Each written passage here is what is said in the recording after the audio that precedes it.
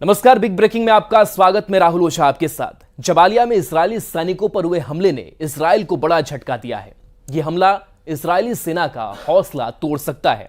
Hamas का दावा है कि उसने इजरायल के सील कमांडो टीम को बंधक बना लिया है।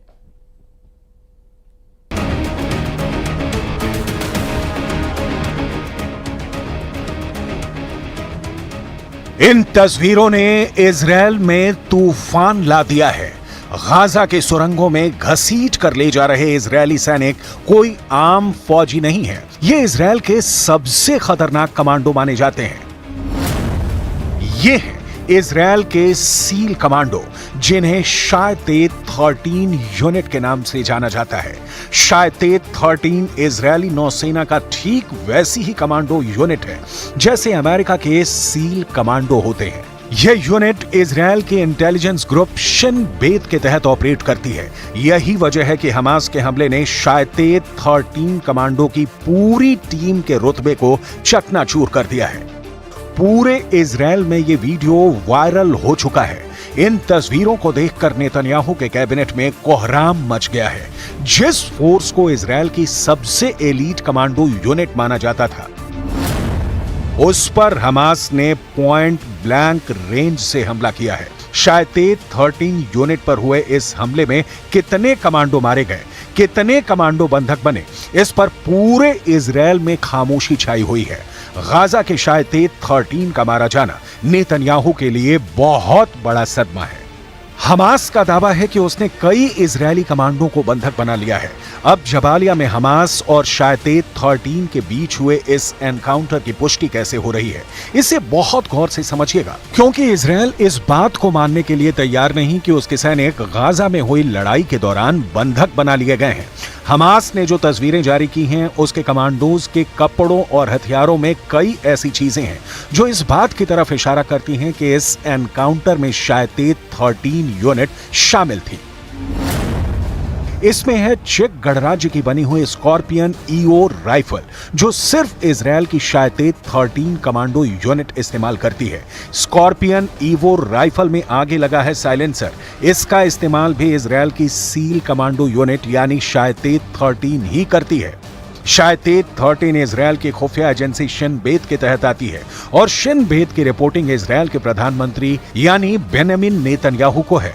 यानी अगर गाजा के जबालिया में शायतेत 13 को हमास ने घेर कर मारा है, तो समझ लीजिए कि पूरे इजरायल और खासकर उनके कैबिनेट में सबसे बड़े टारगेट पर बेंजामिन नेतन्याहू ही होंगे।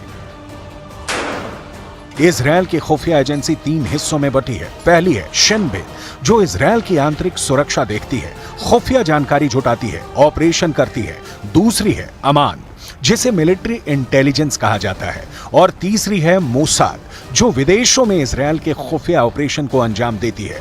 गाजा में युद्ध के दौरान फौज और खुफिया एजेंसियों पर पूरे कंट्रोल के लिए उसकी कामयाबी और उसकी नाकामी दोनों को लेकर इस वक्त नेतन्याहू कैबिनेट में बहुत बड़ी जंग चल रही है। एक तरफ गाजा की सड़कें नेतन्याहू के धमाके से दहल रही हैं, दूसरी तरफ इजरायल की सड़कों पर ऐसा हाहाकार मचा हुआ है कि नेतन्याहू की सत्ता डोल रही है। एक तरफ इजरायल गाजा पर लगातार बम गिरा रहा है, तो दूसरी तरफ तेल अवीव की सड़कें नेतन्याहू के खिलाफ नारों से गूंज रही हैं। हमास के कब्जे में अब भी करीब 125 बंधक हैं और हमास उनको तब तक नहीं छोड़ेगा जब तक इजरायल की तरफ से सीज फायर नहीं होता है। यही वजह है कि युद्ध का मिसमैनेजमेंट अब प्रधानमंत्री और रक्षा मंत्री के बीच सबसे बड़ी दरार बन चुका है। इजरायल के प्रधानमंत्री बेंजामिन नेतन्याहू और रक्षा मंत्री योआव गैलेंट लगातार एक दूसरे से टकरा रहे हैं। पब्लिक के गुस्से का साइड इफेक्ट वॉर कैबिनेट में पहुंच गया है। इस प्रदर्शन और इस हंगामे के बीच इजरायल में सत्ता के गलियारों और बंद कमरों के बीच कुछ ऐसा हो रहा है जिसे दुनिया के सामने आने से रोका जा रहा है, लेकिन इजरायल की मीडिया ने पर्दाफाश कर दिया है। इजरायल की मीडिया का दावा है कि इजरायल के वॉर कैबिनेट में बड़ा झगड़ा हो चुका है। जेरूसलम पोस्ट में जो खबर छपी है, उससे लगता है कि प्रधानमंत्री बेंजामिन नेतन्याहू और रक्षा मंत्री योआव गैलेंट के बीच हो गई तू मैं। टाइम्स ऑफ इजरायल में यह खबर छपी है कि मिलिट्री चीफ ने कहा है कि नेतन्याहू के पास गाजा को लेकर कोई नीति नहीं है। नेतन्याहू पब्लिक से लेकर अपने वॉर कैबिनेट तक घिर चुके हैं। कमांडर से लेकर मंत्री बता रहे हैं कि नेतन्याहू ब्लंडर कर रहे हैं। ये बात साफ कर दें कि इजरायल के प्रधानमंत्री बेंजामिन नेतन्याहू और रक्षा मंत्री योआव गैलेंट एक दूसरे के कड़े विरोधी माने जाते हैं, लेकिन गाजा में युद्ध को लेकर दोनों करीब आए। हालांकि अब दोनों की दुश्मनी सतह पर आ चुकी है। एक बड़ी मीटिंग में नेतन्याहू थे, रक्षा मंत्री गैलेंट थे और साथ में इजरायल की सिक्योरिटी एजेंसी शिन बेत के चीफ रोनेन बार भी थे। इजरायल की मीडिया का दावा है कि रोनेन बार ने कहा, हमारी रक्षा मंत्री से बात हुई, इस दौरान सभी मोर्चों पर गहराई से चर्चा हुई। नेतन्याहू ने तभी शिन बेत के चीफ रोनेन बार को रोका। वो बोले, क्या आपने ऐसी जरूरी चर्चा रक्षा मंत्री से ही कर ली? इस बार शिन बेत के चीफ रोनेन बार ने कहा, हां, इसमें सवाल किस बात का है? तब नेतन्याहू ने कहा, जितना मुझे याद है शिन बेत और मोसाद ये दोनों प्रधानमंत्री के तहत आते हैं। ये बात रक्षा मंत्री यो गैलेंट को अखर गई।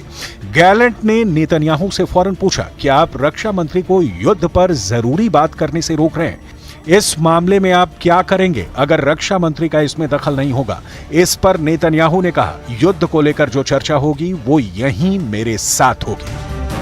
रक्षा मंत्री योआव गैलेंट फिर भड़के और लगा कि अब वो गाजा पर बमबारी को लेकर नेतन्याहू से आर पार करने के मूड में है। रक्षा मंत्री ने प्रधानमंत्री की बात पर एतराज जताते हुए कहा, जब भी आप युद्ध को लेकर चर्चा करते हैं, हम मीटिंग में पूरी तैयारी से आते हैं। इस तैयारी के लिए भी मुझे अफसरों से बात करनी होती है। दिक्कत यह है कि आप इस तरह की मीटिंग नहीं करते हैं। अब यहीं पर नेतन्याहू का चेहरा देखने लायक था, क्योंकि एक कैबिनेट मिनिस्टर उन्हें उनकी कमियां बता रहा था और वो कुछ नहीं कर पाए। जब से जबालिया में इजरायली सैनिकों को बंधक बनाए जाने की खबर फैली है, लेबनान में जश्न मनाया जा रहा है। ये लेबनान की राजधानी बेरूत है और यहाँ लोग फिलिस्तीन का झंडा लेकर जुलूस निकाल रहे हैं। अब सवाल है कि इजरायल की पब्लिक क्या करेगी? क्या गाजा में युद्ध को लेकर इजरायल के प्रधानमंत्री और रक्षा मंत्री की लड़ाई सड़क पर पहुंच जाएगी या पहुंच चुकी है?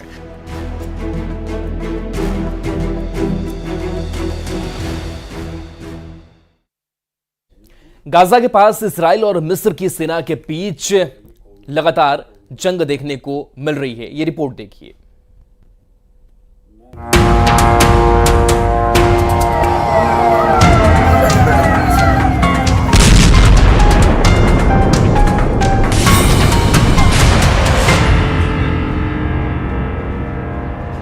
इजरायल की राजधानी तेल अवीव में जनवरी के बाद सबसे बड़ा हमला हुआ है।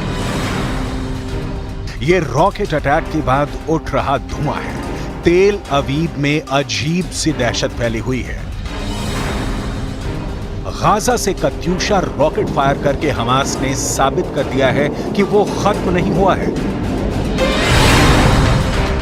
गाजा के रॉकेट मेन सुरंगों के अंदर और सुरंगों के बाहर एक बार फिर लैस हो चुके हैं।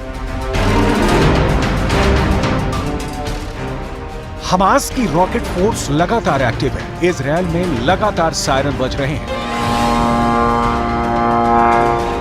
गाजा में हमास की फायरिंग पावर में कोई कमी नहीं आई है। हमास के इस हमले के बाद इजरायल ने रफा कैंप में कोहराम मचा दिया। तेल अवीव पर हमले के बाद इजरायल के हेलीकॉप्टरों ने रफा पर हेल फायर मिसाइलों की बारिश कर दी। करीब 40 लोगों के मरने की खबर है। रात भर रफा का ये राहत कैंप जलता रहा, लाशें निकाली जाती रहीं। ये सिलसिला सुबह भी जारी रहा। रफा दक्षिण गाजा में वो जगह है जहां करीब 12 से 15 लाख लोग मौजूद हैं, क्योंकि इजरायल ने पूरा उत्तरी और मध्य गाजा खाली करा लिया है। جيش محتل كاذب فيش آمن في غزة لا يوجد آمن فيش شيء لا لطفل آمن ولا الشيخ ولا المرأة هي هو وزوجته هي استشهدوا راحوا ترك الأطفال أبرياء إيش ذنبهم إيش ذنب الأطفال تتيتم। इजरायल ने रफा पर जो मौत की बारिश की, उसकी वजह तेल अवीव पर हुए हमले से ज्यादा हमास का एक बहुत बड़ा हमला है जो जबालिया में किया गया।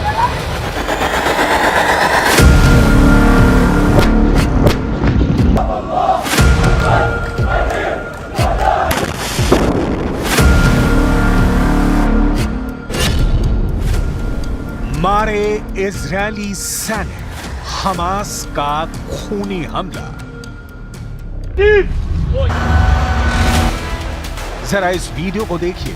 हमास के लड़ाके एक सुरंग से इजरायली सैनिक को घसीटकर बाहर की तरफ ले जा रहे हैं। हमास ने अपने इस वीडियो में दावा किया है कि हमने सुरंग युद्ध में इजरायली सैनिकों को न सिर्फ जान से मार डाला है, बल्कि कई इजरायली सैनिकों को बंधक बना लिया है। उनके हथियार भी जब्त कर लिए हैं। ये वीडियो उत्तरी गाजा के जबालिया कैंप का बताया जा रहा है। हम आपको एक एनिमेशन के जरिए बताते हैं कि आखिर हमास ने इजरायली सैनिकों को इतनी आसानी से कैसे मार डाला, क्योंकि इजरायली सैनिकों के पास न सिर्फ घातक हथियार और हाई टेक्नोलॉजी मौजूद थी, बल्कि मरकाबा टैंक और फुल बैकअप पीछे से मौजूद था। हमास के दर्जन भर लड़ाकों ने सबसे पहले जानबूझकर सुरंग में अपनी लोकेशन इजरायली सैनिकों को दिखा दी। जैसे इजरायली सैनिकों को लगा कि सुरंग के अंदर दर्जनों हमास के लड़ाके छिपे हैं, वो तुरंत घातक हथियारों के साथ सुरंग में घुस गए। सुरंग में इजरायली सेना की स्पेशल यूनिट के कमांडो घुसे थे।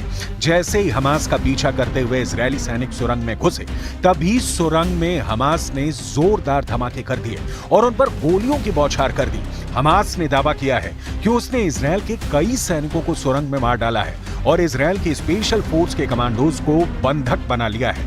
अल कसम ब्रिगेड्स के प्रवक्ता अबू उबैदा ने कहा, हमारे लड़ाकों ने इजरायली सेना को लालच देकर एक सुरंग के अंदर हमला करवाया और फिर इजरायली सैनिकों को मार डाला। كانوا ولا زالوا لقوات العدو بالمرصاد، فنفذوا عشرات العمليات ضد قواته على مدار أكثر من أسبوعين في جباليا ورفح وبيت حانون وفي كل محاور العدوان والتوغل. وكان آخر هذه العمليات عملية مركبة نفذها مجاهدون عصر اليوم السبت شمال قطاع غزة.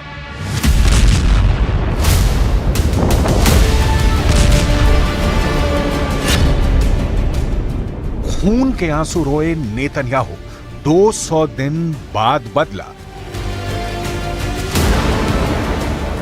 7 अक्टूबर 2023 के बाद से इजरायली सेना गाजा पट्टी को 80% तक तबाह कर चुकी है, लेकिन हमास के लड़ाकों को खत्म नहीं कर पाई है।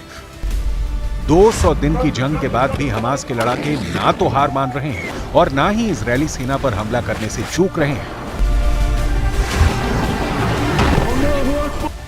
हैरानी की बात तो यह है कि हमास के लड़ाके अब उन जगहों पर हमला कर रहे हैं जहां नेतन्याहू दुनिया के सामने दावे कर रहे थे कि उत्तरी गाजा और जबालिया इलाके से हमास के लड़ाकों का पूरी तरह से खात्मा कर दिया गया है।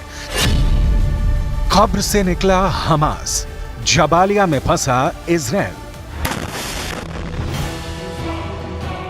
इस वक्त इजरायली सैनिक रफा, उत्तरी गाजा, दक्षिणी गाजा, गाजा सिटी और मध्य गाजा में जंग कर रहे हैं। पश्चिमी देशों के वॉर एक्सपर्ट्स साफ कह रहे हैं कि 200 दिन से ज्यादा की जंग के बाद इजरायल रफा में फंस गया है। जरा देखिए, हमास के लड़ाके हाथों में हथियार लिए एक बार फिर से इजरायल के खिलाफ एकजुट हो चुके हैं। जनाजे में उमड़ी भीड़ साबित कर रही है कि भले ही इजरायल 10,000 से ज्यादा हमास के लड़ाकों को मार चुकी है, लेकिन हमास के लड़ाकों की संख्या में जरा भी कमी नहीं आई है। शायद यही वजह है कि रफा में इजरायल के भीषण हमले के बावजूद हमास की लड़ाकू क्षमता में कमी नहीं है। 6 मई 2024 से दक्षिणी गाजा के शहर रफा में इजरायली सेना ने हमले शुरू किए। रफा में 20 दिन से ज्यादा की भीषण जंग में इजरायल की आईडीएफ ने हमास के 70 ठिकानों पर हवाई हमले किए।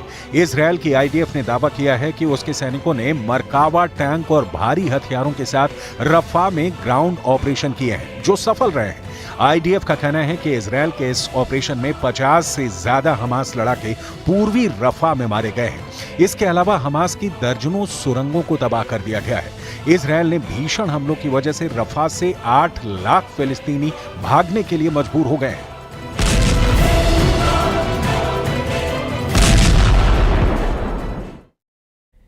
बिहार में प्रधानमंत्री नरेंद्र मोदी के भाषण के बाद मनेर के